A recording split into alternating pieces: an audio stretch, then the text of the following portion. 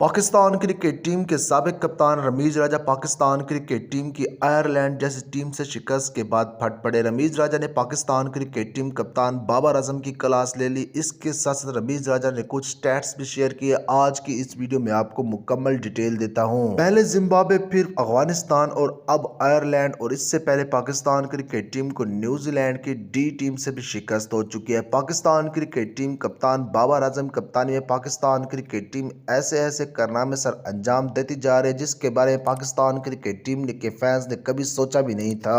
Ireland جیسی team سے شکست کے بعد پاکستان کرکٹ ٹیم کے سابق کپتان، سابق چیئرمین اور معروف و مشہور کمنٹیٹر رمیز راجہ نے پاکستان کرکٹ ٹیم کپتان بابر اعظم کپتانی اور اس کے ساتھ ساتھ سلیکشن کمیٹی پر تنقید کی اور کہا کہ جو کھلاڑی پرفارم کر رہے ہیں، آپ جب ان کو موقع نہیں دیں گے تو پھر پاکستان کرکٹ ٹیم کو کبھی افغانستان سے شکست ہوگی، کبھی زمبابوے سے شکست ہوگی تو کبھی آئرلینڈ جیسی ٹیم سے شکست ہوگی۔ پاکستان کرکٹ ٹیم کے سابق کپتان رمیز راجہ نے پاکستان سمیت دنیا کی ان ٹیموں کے سٹیٹس شیئر کیے جو T20 2023 سے کھیل رہے ہیں۔ ساؤتھ افریقہ کے پاور پلے میں سٹرائک ریٹ کی بات کی جائے تو 165.28، آسٹریلیا کا 157.93، اس کے ساتھ ویسٹ انڈیز کا 153.87۔ اس کے ساتھ T20 میں اگر انگلینڈ کے پاور پلے کے سٹرائک ریٹ کی بات کی جائے تو 143.54، انڈیا کا 128.68، سری لنکا کا 125.25 اور پاکستان کرکٹ ٹیم سب سے آخر میں پڑی ہوئی ہے